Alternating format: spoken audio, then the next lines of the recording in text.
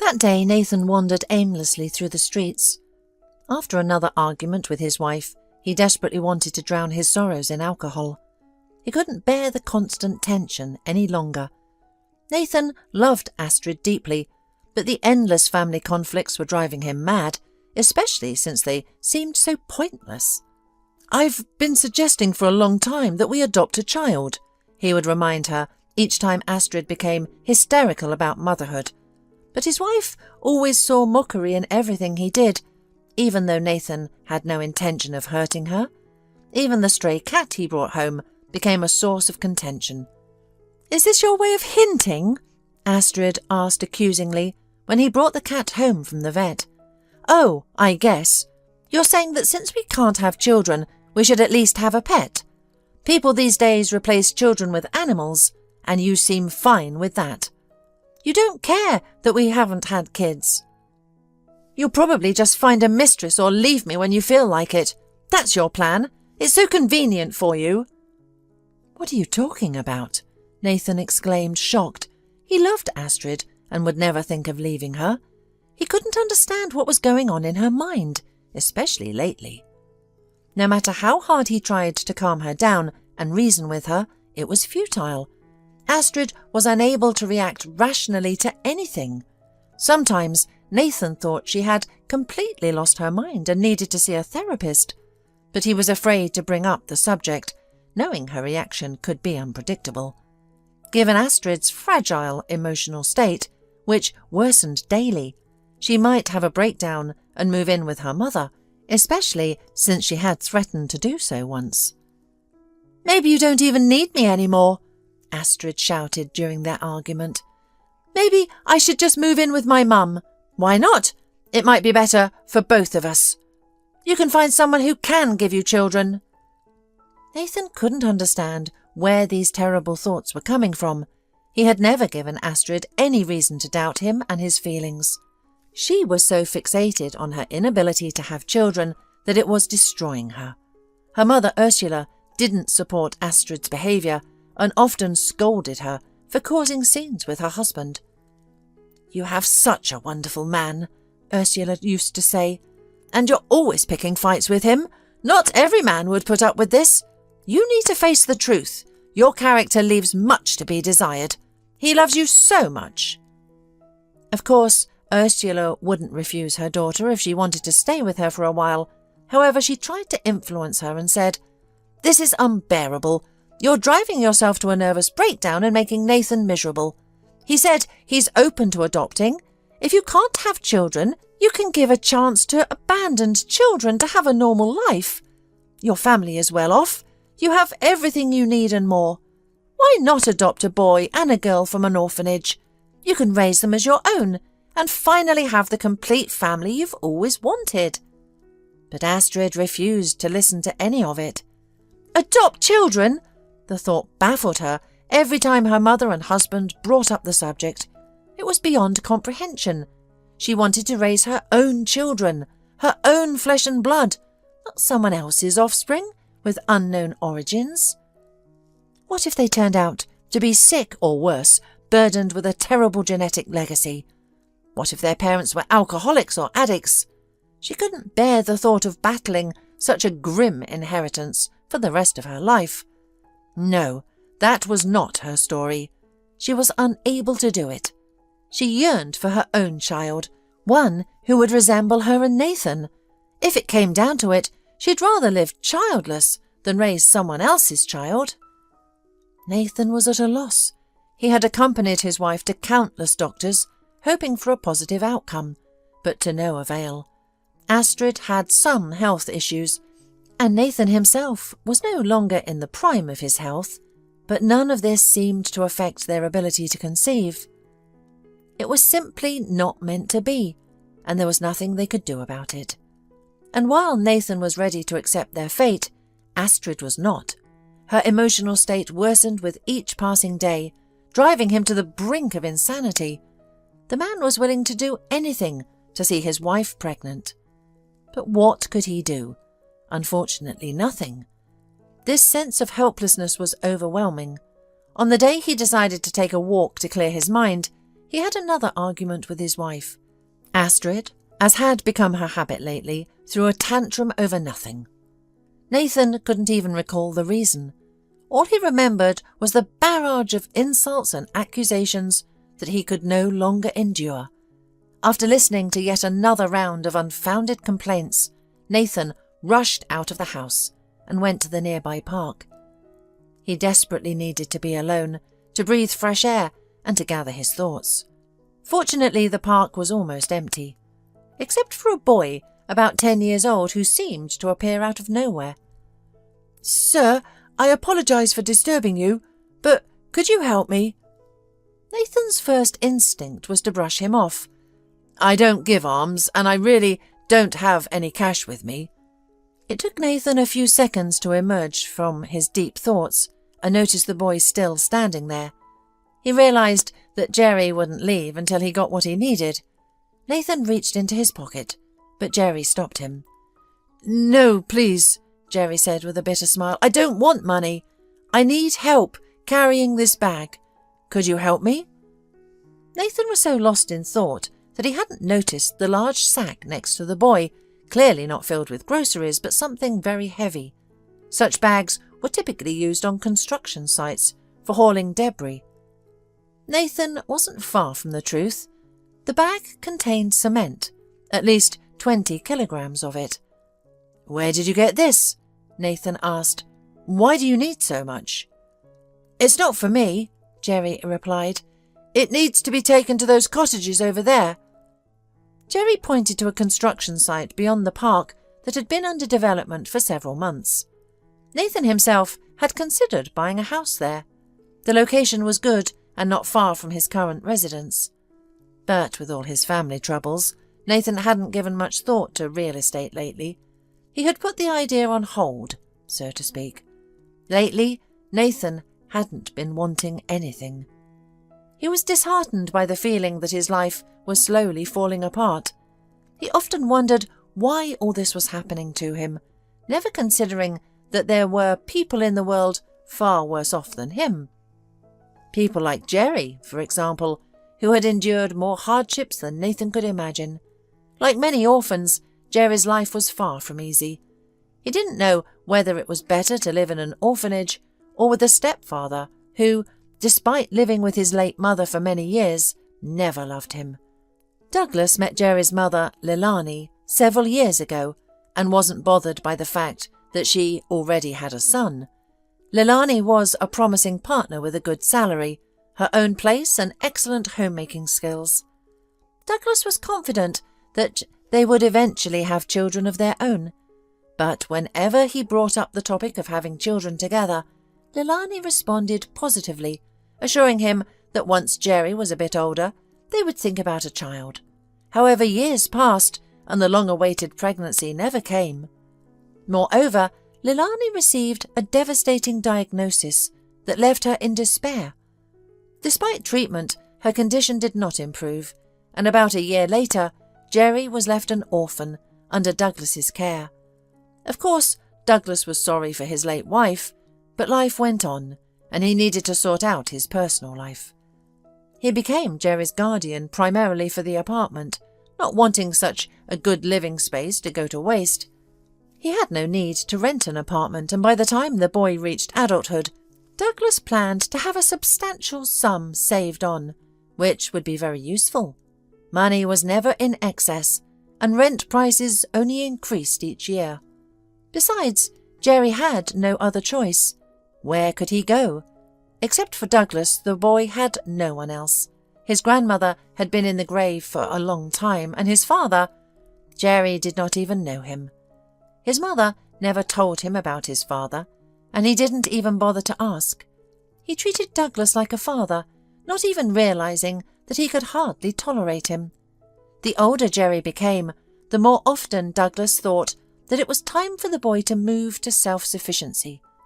When Douglas heard about the construction site, he immediately thought it would be a good idea to send Jerry there. He overheard a conversation in a local cafe while having lunch. One of the men was complaining to a friend about how his son had taken a part-time job there. The pay was meagre, but the work was back-breaking. His son had injured his back and twisted his ankle and was now recovering. "I shouldn't have told him I wouldn't give him any more pocket money," the man lamented. "He got angry and took the job for those meagre pennies." Douglas decided to casually inquire about the construction site. The man looked quite strong, so his son was likely underage, and the context of the conversation suggested the same. This information was just what Douglas needed. After gathering all the details about the construction site, Douglas had a serious talk with Jerry that very evening. "You're a grown boy now," he began. "You should understand that money doesn't come easily to anyone, including me. You have to earn it. Do you understand what I'm saying? It will be mine when I grow up. We had enough money before. Why isn't it enough now?" the boy exclaimed. "Well, it's not enough now," Douglas interrupted. "And for things to be like before, we need 2 people working in this family. Do you understand what I mean?" Jerry understood all too well. Despite his resistance, he had no choice but to agree with his stepfather. Before ending up at the construction site, Jerry had genuinely believed that nothing could be worse than living in an orphanage. However, he soon realized how wrong he was. The construction site was a nightmare. Jerry had taken the job to be a helper, but the foreman assigned him impossible tasks. "I can't carry this heavy bag," Jerry pleaded when the foreman first ordered him to move cement. "Maybe I can do something else." "What else are you good for?" the foreman sneered. "You can't lay bricks, and I can't trust you with serious work. You're only fit for grunt work, so get to it. If you don't want to or can't, then go home. But remember, your father won't be happy if you slack off." Jerry knew this all too well, so he silently took the heavy bag from where the foreman had indicated and struggled to drag it to the construction site. Fortunately, the bag was so tightly packed that he could drag it along the pavement without risking a tear. Jerry couldn't lift such a heavy load and didn't expect any help, but when he saw a solitary, thoughtful, sturdy man, he hoped for a miracle. Nathan couldn't refuse the boy. "I won't carry it myself," Nathan said with a smile, "but I have security. I'll call them, and they'll take care of it, okay?" "Wow, that would be wonderful," Jerry exclaimed, hardly believing his luck. He couldn't believe he had met a kind and compassionate person who cared about his plight. Nathan couldn't help but ask Jerry how he ended up in such a terrible job and where his parents were. He was shocked to hear the boy's story. "Your stepfather is a monster," Nathan exclaimed, genuinely feeling sorry for Jerry. He couldn't just leave the boy there or send him back to Douglas, so he invited Jerry to stay with him without even consulting his wife. For the first time, Nathan had decided without discussing it with Astrid. He brought a stranger into their home and presented her with a fait accompli. Astrid was shocked but held her tongue, deciding to address the matter later. "Honey, we're both very hungry, aren't we, Jerry?" Nathan smiled, and the boy shyly nodded. Douglas had been feeding him meagerly, always citing a lack of money, which was clearly a lie. He had plenty, but refused to spend it on Jerry, eager to save as much as possible. His own gain was all that mattered. "Anyway, the kid's lucky because he met me," Nathan thought. He was determined to help Jerry, starting with finding his biological father. Nathan understood that adopting Jerry himself was unlikely, as Astrid would never agree. She was clearly unhappy with the boy's presence and would never consider adopting almost a teenager when she didn't even want a baby. Nathan didn't expect her to agree, but informed her that Jerry would stay with them temporarily. He couldn't just throw the boy out onto the street, and returning him to Douglas was out of the question. Since Jerry had found himself in the care of good people, Nathan felt compelled to help. Surprisingly, Astrid didn't object. "What can I say?" she sighed. "Do what you want, it's your house, and you can bring home whoever you like, but there's one big problem. Douglas isn't Jerry's legal guardian. How do you plan to deal with him?" Nathan knew that such small matters couldn't be resolved amicably. Douglas only understood force, and Nathan saw no other way than to confront him with the support of his security team. If Douglas had been a reasonable man, Nathan might have talked to him, but as it stood, he saw only one solution. When Nathan arrived at Douglas's apartment, the neglecting stepfather tried to protest, but fell silent when Nathan threatened to report him for Jerry's working conditions. "Where did you come from anyway?" Douglas sneered. "Some kind of do-gooder, sticking your nose into other people's families?" "I can't help it," Nathan replied. "It's how I was raised. My parents taught me not to ignore others' suffering. I couldn't stand by and watch how you treat the boy. How do you sleep at night?" "That's none of your business," Douglas snapped. "What do you want from me? Do you want me to keep quiet about Jerry's disappearance? Fine, I will. What else do you want?" Nathan saw no point in arguing with Douglas. He left without another word and returned home to find Astrid gone. He didn't bother calling her, knowing she had likely gone to her mother's to discuss the situation. Nathan understood her feelings, but wouldn't be swayed. Helping Jerry was a matter of principle to him. He hoped to find Jerry's biological father, thinking that even if the man had never seen his son, he wouldn't reject him. Perhaps he didn't even know of Jerry's existence and would be happy to learn about him. But soon Nathan discovered the truth about Jerry's father. He was filled with sadness and panic. Nathan now understood why the boy's mother had never spoken about him. He was a man who had hit rock bottom, a hopeless alcoholic, incapable of caring for himself, let alone his son. His only concern was finding money for his next drink. Everything else was irrelevant. Faced with this harsh truth, Nathan found himself in an impossible situation. He felt concerned. On one side, his wife, who would never accept Jerry, and on the other, his duty to a child who deserved a better future. Returning Jerry to his stepfather was out of the question. Nathan would never forgive himself. Sending him to an orphanage was equally unthinkable. He had already given the boy hope for a better life and couldn't take it away. After much thought, Nathan made what he believed was the most important decision of his life. He was a man of resolve, and once he set his mind on something, he saw it through. He informed Astrid of his decision as soon as she returned home. "If you like, you can divorce me," he said heavily. "We can prepare and file the necessary papers in the coming days." "A single man won't be granted custody," Astrid retorted, to which Nathan merely smiled. With his wealth and influence, he knew he could provide for not just one child, but many. The authorities would be glad to see Jerry in such capable hands. Astrid had much to consider. Her mother had already set her straight, reminding her not to lose such a good husband over her foolish fears. "You'd be a fool to lose him over this," she had said. "This boy is a gift from God. Helping him won't bring you any harm, and who knows, maybe God will bless you with a child of your own afterward." Astrid understood she didn't want to lose her husband, which meant she had to accept Jerry and try to be a good mother to him. There was no other way. Over time, Astrid's feelings towards Jerry changed. The boy became truly dear to her. Especially as her husband had been right, Jerry was kind, grateful and obedient. Any mother would be proud to have such a son. Jerry knew that finding a family like this after all he had endured was a blessing he must cherish. His arrival forever changed the lives of Astrid and Nathan. God did bless them with a child of their own, a beautiful daughter they loved dearly.